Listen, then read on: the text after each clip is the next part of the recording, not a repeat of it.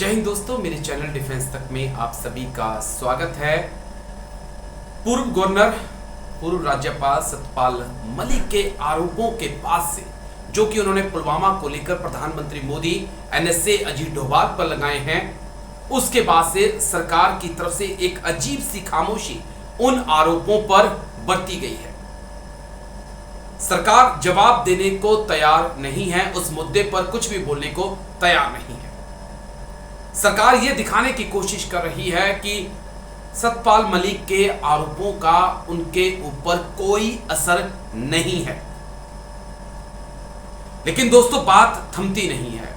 एक बार सोचिए, अगर इसी प्रकार के आरोप किसी राज्यपाल ने मनमोहन सिंह की सरकार के ऊपर लगाए होते तो आज की मौजूदा सरकार, प्रधानमंत्री मोदी की अगुवाई वाली सरकार, क्या इसी प्रकार से चुप बैठती? उनके तमाम मंत्री क्या इसी प्रकार से चुप बैठते? नहीं दोस्तों, लगातार प्रेस कॉन्फ्रेंस होती, मनमोहन सरकार से सवाल पूछे जाते, और तो और जो मीडिया एक भी सवाल और एक भी डिबेट इस मुद्दे पे नहीं कर रहा है, वो दिन रात सिर्फ पुलवामा कर रहा होता।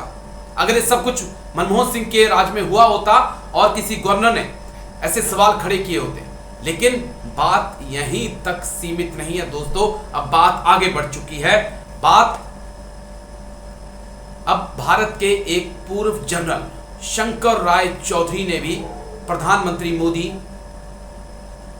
एनएसए अजीत डोभाल और तत्कालीन गृह मंत्री राजनाथ सिंह पर सवाल खड़े किए हैं।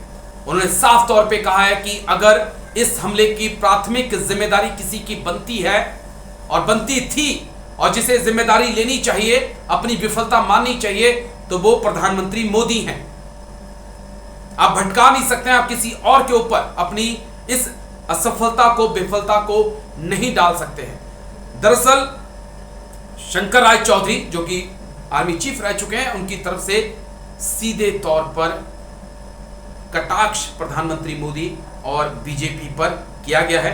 द टेलीग्राफ को उन्होंने एक इंटरव्यू दिया और इस इंटरव्यू में उन्होंने तमाम चीजें कही हैं।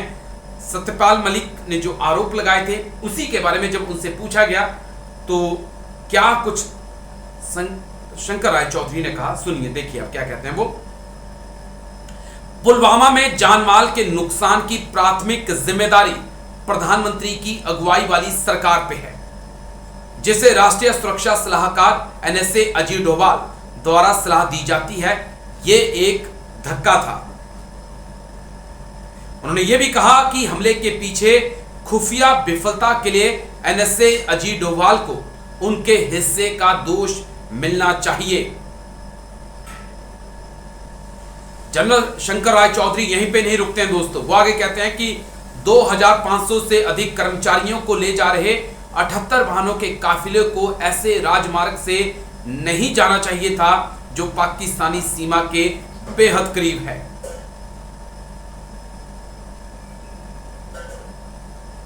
वो और आगे विस्तार से बात करते हैं, कहते हैं कि जम्मू और श्रीनगर के बीच अंतर्राष्ट्रीय राजमार्ग पे चल रहे सीआरपीएफ के काफिले पे पुलवामा में मुजाहिदीन के एक समूह ने घात लगाकर हमला किया। अगर सैनिकों ने हवाई यात्रा की होती तो जान माल का नुकसान टाला जा सकता था। तो यही सब कुछ तो उस समय के गवर्नर, जो कि जम्मू कश्मीर के गवर्नर थे सत्यपाल मलिक, उन्होंने कहा था। उन्होंने कहा था कि हमने सरकार से, प्रधानमंत्री मोदी से, गृह मंत्री से, राजनाथ सिंह से, जो कि तत्कालीन गृह मंत्री थे, उनसे हमने हवाई जहाजों की मांग की थी ताकि इतने बड़े काफिले को हवाई जहाज से दूसरी जगह पहुंचाया जा सके, लेकिन सरकार ने तमाम निवेदन करने के बाद टाल दिया था। इतना ही नहीं दोस्तों, उसके बाद आरोप लगाते हैं कि जब हमला होता है 40 जवान शहीद हो जाते हैं, प्रधानमंत्री मोदी का उन्हें फोन आता है और वो प्रधानमंत्री से कहते हैं कि सर ये हमारी गलती से हुआ। तो प्रधानमंत्री मोदी बोलते हैं कि आप सिर्फ चुप रहो, आपने कुछ नहीं बोलना है। ये आरोप जो हैं वो पूर्व गवर्नर जम्मू कश्मीर के, जिस वक्त पुलवामा हमला हुआ, जिस वक्त 370 हटा, सत्यपाल मलिक के हैं।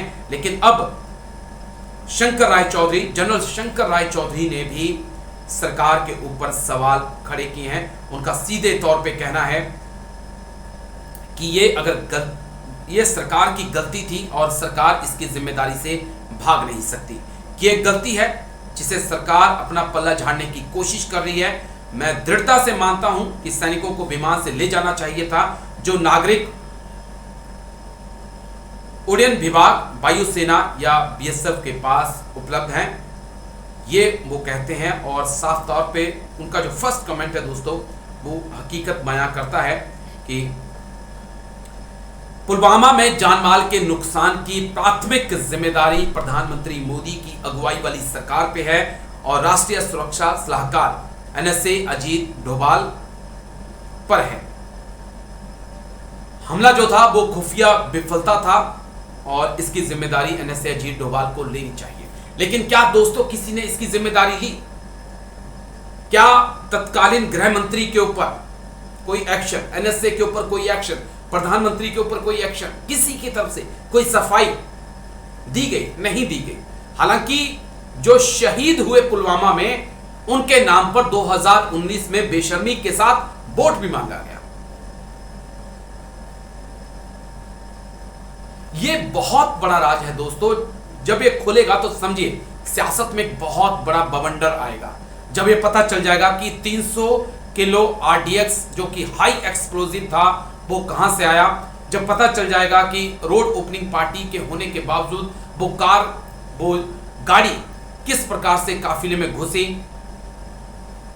तो शायद कई चीजें खुलकर सामने, देश के सामने आ पाएंगी। और जब तक ये राज बना रहेगा, लेकिन इतना जरूर है कि अब इस मुद्दे पर मोदी सरकार घिरती जा रही है। लेकिन जहां सरकार को आकर अपनी बात रखनी चाहिए, अपनी सफाई देनी चाहिए, चाहे वो पूर्व गवर्नर सतपाल मलिक के आरोप हों या फिर अब जनरल शंकर राय चौधरी की बात हो, सरकार को आना चाहिए, अपनी बात रखनी चाहिए।